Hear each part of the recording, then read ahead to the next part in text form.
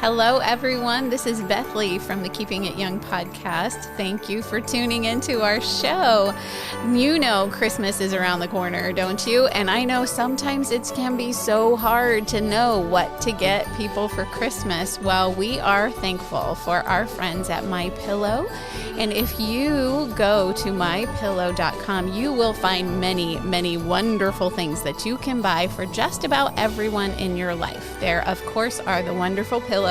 They are, they're just really awesome. And then the towels are soft and absorbent. The sheets are so soft and they are generous. They fit on your bed. And there are slippers. There are clothing options. I know that we even have a dog bed. It's awesome. So go to MyPillow.com/young or use young as a promo code and check out the options for Christmas.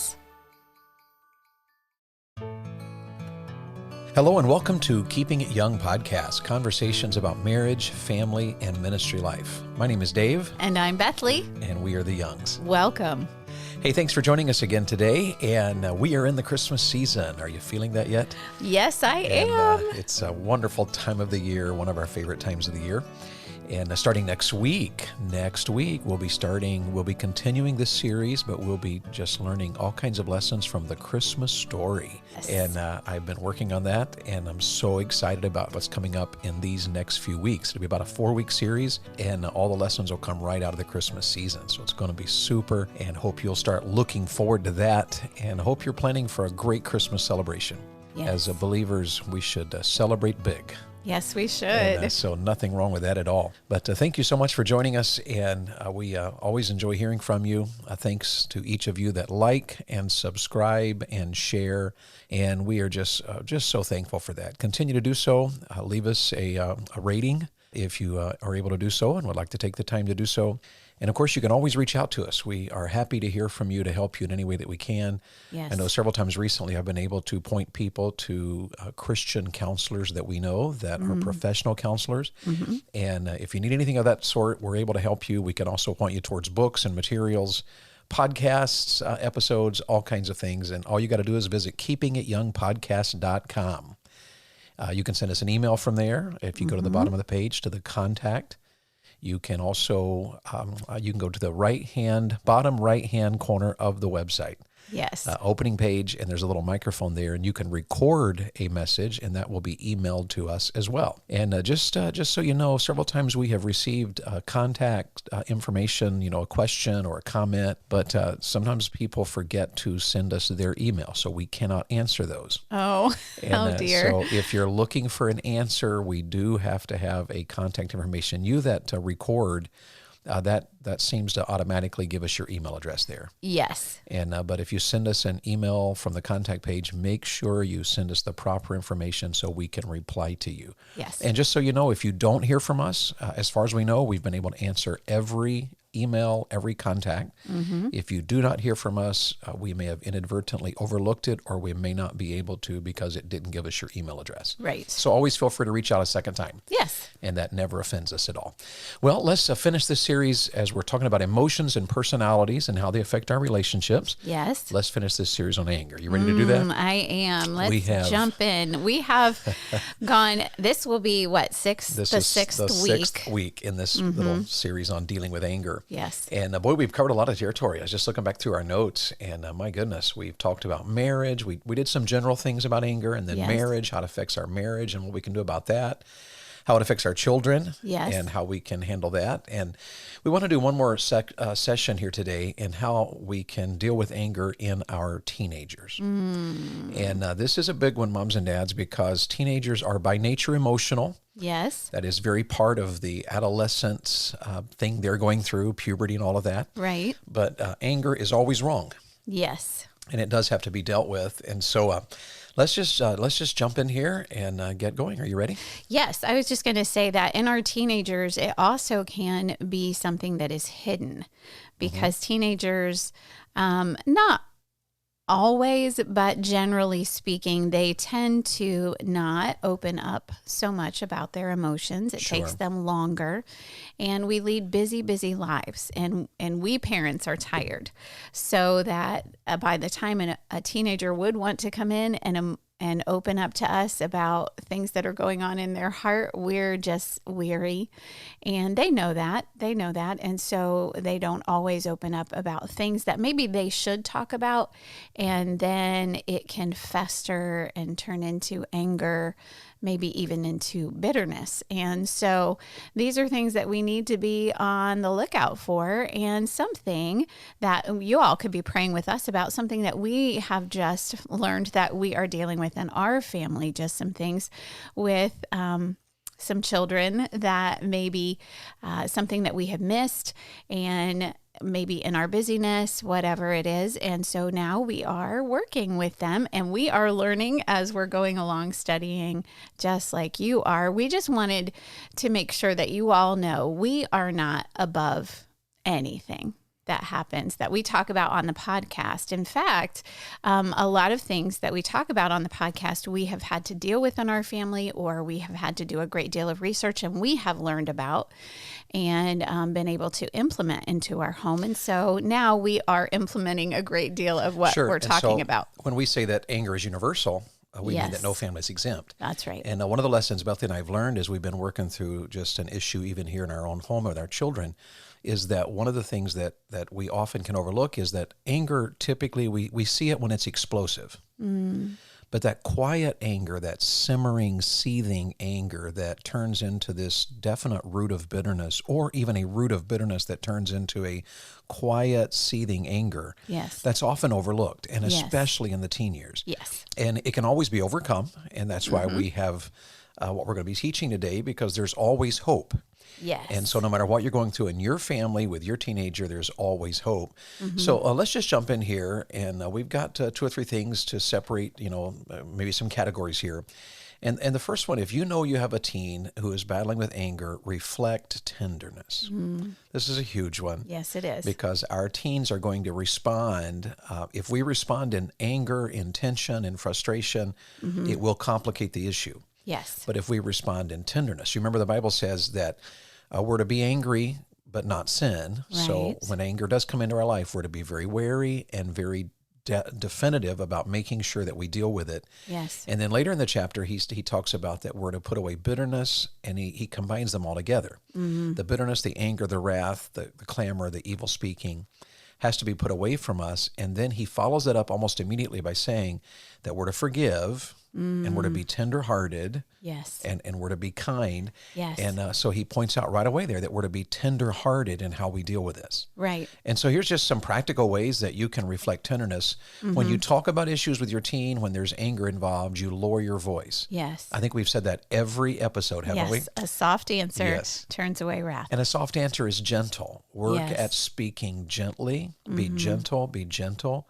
Speak slowly. Yes.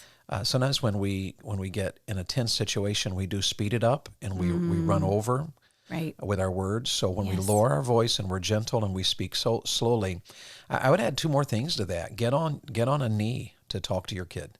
Right. If they're sitting, Yeah. try to get eye to eye with them. So maybe kneel in front of them. So you're kneeling beside them. So get on a bended knee to talk, or at least real face to face, and remember to relax your facial expressions. So that when you look angry, it does affect how a person responds to you.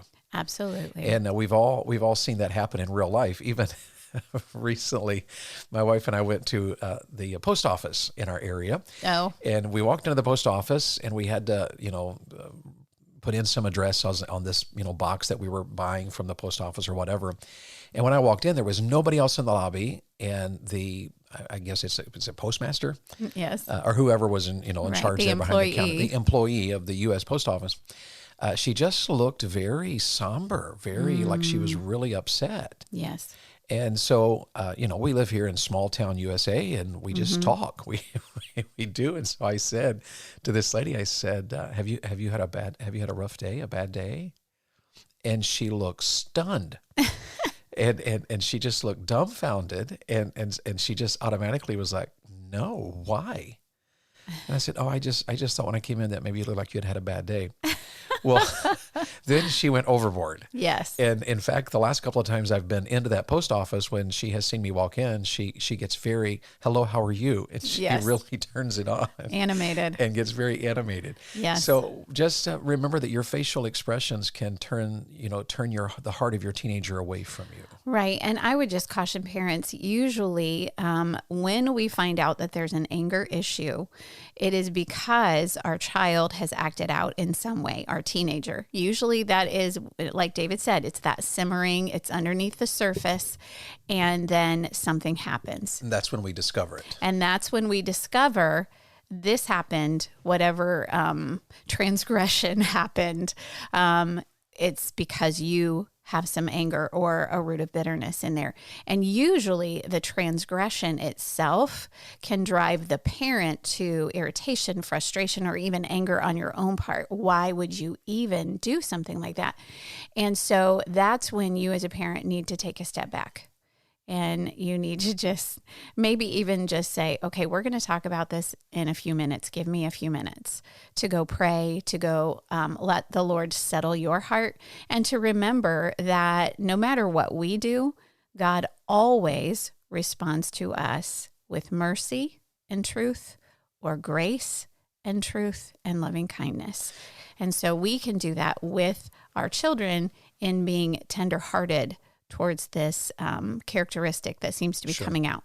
And the Bible verse that we think of in Proverbs does talk about mercy and truth going together. Yes. By mercy and truth, iniquity is purged. Yes. And so we have to deal with the truth. The truth Yes. matters. We cannot ignore the truth. Absolutely. But truth that is balanced with mercy makes a huge difference. It does. And so the first point, if you're dealing with an angry teenager, you have to, number one, reflect tenderness. Yes. Okay. And then here's a second one. And these next two are more complicated, but they're true. Mm-hmm. And number two, we would say to you, in dealing with anger in a teenager, you do have to make changes. Mm-hmm. Yes. And I separated this into three categories. We need to make changes practically, Yes. spiritually, and relationally. Mm-hmm. And so let's start practically. Practically speaking, sometimes a teen deals with anger issues because maybe they need more rest. Mm-hmm. Maybe they need a better diet. Yes. Maybe they need exercise, get off of the computer game and work out, or get off the Yes. computer game and do something manual labor-wise. Mm-hmm. It may just mean, practically speaking, they need less media. Yes. We do live in a world where fear sells, so that if the media, like for instance, I watched a video recently by a scientist, and he was dealing with the issue of this of climate change. Mm-hmm. And he said that if you follow science, that you can find patterns that would say, yes, we always should be aware of the climate, but the idea that the world will not be here in 20 years, that is sold by our media. Right. The world will not be here in 20 years unless we dramatically change our lifestyle, unless we destroy our economy, unless we destroy, work, the industry, all of the fear. If our media came on and said, well, here's the facts, we do need to make some changes, and yet we have fossil fuels that will last this many years, and when they list all of the truth does not sell. If media says, this is a big deal, we need to deal with it, but we're all good, we're okay. Mm-hmm. Nobody watches that. Right. But when media comes on and says, oh my goodness, the world is falling apart and we are not going to survive, and they show us emotional, tear-jerking testimonies, and all of that sells, then people, buy, and people watch the commercials. Right. And so we have to be aware that media does foster the idea of anger in our children. Yes. It causes them to have anger about issues that are not even on their radar. Right. They don't even affect them. Doesn't Your affect children them. can be outraged over things that don't even affect them. And sometimes the outrage you feel on social media is not real. It's just Right. someone trying to get more likes, and so they set up a scenario. Mm-hmm. And so maybe less media is a change. So practically speaking, if there's something you should change that will help your teen's anger, change it. Yes. And then spiritually, right now we're memorizing some verses with one of our children. And we're memorizing these verses and going through these texts because we are attempting to replace the lies they've believed Yes. with the truth they need. Yes. And so spiritually, in family devotions, you need to make sure that you're reading the Word of God in family devotions and you're Right. discussing it. Yes. And you're talking about it. So you've got to turn this battle towards a spiritual answer. And I would suggest, just practically speaking, in your devotions, going through the book of Proverbs, because it does talk a lot about anger. It talks about foolishness. It talks about being with angry people. And it would be a good place to start if you have a teenager that's dealing with anger. Yeah, and read, read around the room. Open the Bible and have each person read 2 verses. And you don't even have to make notes about it necessarily, but as you're reading through, pick up on a couple of things and comment on them. Right. And instruct your children. So you've got to make changes if your teen is battling with anger. And that may be practical, but it may be spiritual. Family Right. devotions, memorizing God's Word. And then the third category of changes would be relationally. Sometimes we have to work on the relationship between us and our teenager. Yes. In our family, we create opportunities for conversation. Probably the best example of that recently, one is our devotions. Our family devotions is an opportunity for us to talk a little bit. Yes. And sometimes, if you've got an angry teen, they'll give one-word answers or quick answers, Right. because they're not ready to open up their heart. But the conversations that happens all around them, they're still part of it. They're listening. Yes. And at least they're having to decide to accept what's being said or categorically reject it. Right. So they are being confronted with truth. Yes. And so you're looking for ways to have conversations. At Thanksgiving this year, we sat around the table with cousins and several other guests at our table. And I had found a list of questions that came through one of the blog sites that I follow, questions you can ask at the table. And rather than just, sit at the table and eat and whatever, I just periodically would ask one of the questions. And everybody would stop and think about the question, like, But it resulted in our Thanksgiving dinner having some of the most meaningful, deep conversations. And everybody at the table besides me and you was either a teenager or a young adult. Right. Yes. And yet Bethlie and I didn't say a great deal. No. I asked questions and let the conversations happen. And Bethlie and I several times over the last few weeks have talked about things that were said by young adults, college students, teenagers at our table that was just dramatically ministering to specific needs that we were aware of in the heart of people at the table. Yes. And so you've got to create these. Moms and dads, you do have to slow down. The table is a time to have conversation. The family devotion is a time to have conversation. Spending Yes. time together in a car. Right. If that means you need to make it a rule that no headphones in the car, Right. so that everybody's involved. And relationally with you, it's talk. Work together and talk. Do dishes together and talk. Yes. I was just going to point out that if you have an angry teen and if you are not handling it correctly, then your automatic response and your teen's automatic response is to put distance between you two so that your relationship will suffer. But moms and dads, you need to pursue that angry teen. Not pursue them in anger, but pursue them with love, with tenderness, with connection. Yes. Yes. And so relationally was the point we're dealing with here. We're making changes practically, spiritually, relationally. And that does mean relationally between mom and dad and Yes. the child, the Yes. teenager. But it also might mean that you need to make some changes relationally with their friends. And sometimes your child's anger is connected to their friendships. Yes. The Bible says very clearly, make no friendship with an angry man, and with a furious man, you're not to go. Yes. When your teenagers are hanging around, when your teen hangs around other teenagers who have anger issues, it is inevitable it will affect them. Yes. Right? They will feel that themselves. They will Yes. take up the cause of another teen. Yeah. So sometimes you just have to literally end a relationship or make a drastic change. Yes. We are aware of families that have taken their teens out of one school and put them into another to make a drastic change. Right. That is drastic. It is. But to salvage your teen from bitterness, from anger, from resentment, from the damage and devastation that follows in the wake of that Right. would be worth changing schools over. Or it might be that you would have to say no use of the family car, Right. and or you've lost the use of your phone privileges. And moms and dads, that is absolutely acceptable. Yes.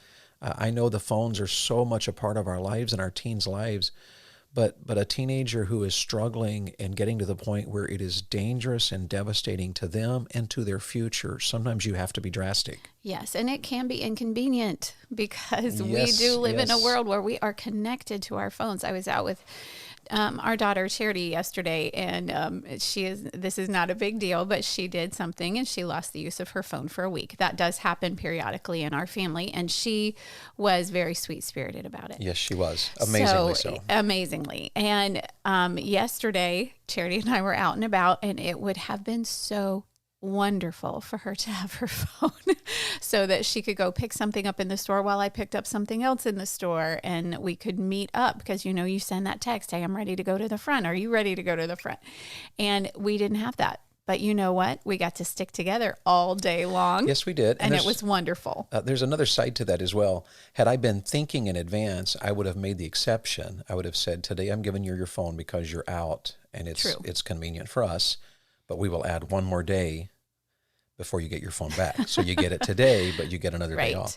Yes. But the idea there is that none of our rules are made to cause us problems. When we make a rule like that, a decision like that, we can be practical about it. Yes. We can say, you know what, you've lost because of this here. You've lost the privilege of the phone for a week. But then there's a day when, it might be very important for them to have the phone today. So we make an exception. True. And so you can be very practical. We are not legalistic in the sense that, we're diehard. If you don't, everything is black and white because it's a work in progress. Yes. And the spirit of your kid can be greatly helped if you're willing to relationally make changes. So we reflect tenderness. Yes. That's the first thing. Yes. We make changes. That's the second one. Any other changes you would mention to our audience? I don't think so. I think we covered that well. Okay, we got just a few moments then. The third thing we would talk about in dealing with anger among our teens is be aware of conflicts and issues in their life. Moms and dads, life is so busy. Yes. Many of you that are listening, you work long hours. And on top of that, many of your kids are in sports. And so on top of a very busy work alone would be enough to say your schedule is full. Yes. But if you have, 5 ball games in a week because you have 2 or 3 kids, or even 6 or 7 ball games in a week, and you try to make all of them, life is very busy. And in the midst of busyness, it's easy to overlook conflicts and issues that are right in front of us that, number one, we may not even see. Number two, we may not even have the time to deal with. Right. So Bethlie and I just wanted to close by challenging you. If you're going to deal with anger in your teen, you've got to be aware of conflicts and issues. For instance, what is happening in their life? Yes. You've got to know that. And sometimes you got to inspect that. Sometimes you got to check up on them. What is on their phone? Right. Who are they texting? Yes. Were they really where they said they were going to be? Were they telling you the truth about something? Right. It is never wrong to inspect when you're in a training responsible situation. Right. The military, if they're training you, will inspect whether or not you made your bed. They will inspect whether or not your shoes are shined. They will inspect your rifle. Yes. So we're not military. We're not. A home is not a military. But when you are training someone, the only way to know whether or not the training is actually working is for you to inspect. Right. Is that correct? Yes. And absolutely. So find out what is happening in their life, and be aware of what has happened in their life. Sometimes you just know. And there's several we listed there. Yeah, sometimes especially if you're the parent, if there's a divorce situation happening in your family, that is something that may cause bitterness and anger in your child. So I know, I can only imagine that is so huge in the parent's life and so hurtful that they are not aware of the children. And we did a whole episode on that in children dealing with a separation or a divorce situation. So you could go back and listen to that episode, but be aware that that is a very emotional time for your child. Also be aware that there could be a death in the family, and or even a friend. Or even a friend. And you are grieving, but be aware that your child is grieving too. And maybe they might have some confusion or even fear over what happened there. And so be aware of that, be able to talk through it. There could be a failure, either on your part, maybe you lost a job, and that brings fear or anxiety and then anger into their life, or a failure on their part. Maybe they didn't make the grade, they didn't make the team, they didn't make the play, whatever it is, just be aware of what's going on. And one of the ways to be aware of that is sometimes it's outward when you hear there's blame. Why would God do that? And this is not fair. Those are statements that says something is wrong in the heart. Yes. And a lot of times, moms and dads, we do that ourselves when we've gone through a divorce or a death, a hard situation. Maybe a parent, a grandparent has cancer. Life has all kinds of negative situations. Yes. And if we're not careful, any of us can turn that towards blame. God, why are you doing this? Mm-hmm. And when our teens do that, it is astronomically devastating to them, because at their age, they're setting major patterns for the rest of their life in how they respond to things and how they deal with things. And so be very aware of conflicts and issues. That's a piece of advice we're giving you here. And sometimes, as we wind up here, sometimes you just have to probe. And that takes time, and that takes talking, and that takes inspecting. Mm-hmm. It takes a lot of time to probe into what's going on in the heart of your son or your daughter. Right. Because many times you have to be aware that they want to, teenagers have this uncanny ability to want to talk at very inconvenient times. Yes. And so moms and dads, you've got to be aware of the fact that sometimes you have to drop everything. Mm-hmm. A child will say something, and the next thing you know, you realize that a conversation is about to happen. Mm-hmm. You know what? You can reschedule a client. Mm. The laundry could be done later. Right. You could even put off dinner for a couple hours. Mm-hmm. There's any number of things. Sometimes you just have to drop. You can survive on 4 hours of sleep. Mm-hmm. But your teen cannot survive without your awareness of their situation. Right. And with teenagers, it's just layers. I mean, it seems that you kind of uncover a little bit of what's going on in the bitterness issue, and then you uncover a little bit more, and then you uncover a little bit more. It's like an onion. Just keeps, you just keep peeling. It brings the same tears. And it keeps peeling. And yes, it may make you cry, but yes, they will talk in layers. So give yourself to them, be patient with them, and do take the time to talk. Yeah, and I would close by saying this: ask questions. Mm-hmm. Just continually ask and give them time to answer questions about. Did anything happen at school today? Try to ask questions that are not a yes or no. Did anything happen at school today that was funny? Right. Did anything happen at school today that made everybody angry? Mm-hmm. So you're asking questions that demand a little bit more of, a kid may say, nothing. Right. But you keep asking those questions because sometimes you'll be surprised at the answers. Mm-hmm. And the hard questions, as your relationship grows with your teenager and you begin to see their defenses dropping, you can ask questions about how did you feel about that? Mm. Or why do you prefer that kind of music? Mm. You can ask questions about, what about that friend attracts you? Yes. And is there anything about that friend that you think should change? What standards are you putting in your own life? And mom and dad, your goal is to get your teenager talking about what's going on in their heart and in their life, because that helps you to probe and understand sometimes the lies they're believing. Right. Sometimes the situation they haven't handled correctly. Right. Anger is always a huge issue. It is. And whether it's in your marriage or with your children or with your teenagers, hopefully you can learn some of the lessons we've learned and apply them to your life, and hopefully they'll be a help to you. If we can pray with you about some area, if we can answer questions further, if we can point you to some of the resources that we've used that have helped us immensely, you reach out to us. It would be our privilege to do so. And as always, we are the Keeping It Young podcast. Bethlie and I enjoy so much sharing with you God's Word and practical advice about raising your family and having a great marriage. And we always love hearing from you, so reach out anytime. Yes. You think we're done for the day? Absolutely. Thank you so much for joining us. And in the meantime, serve the Lord with gladness. The Keeping It Young podcast is a Bax 5 Media production.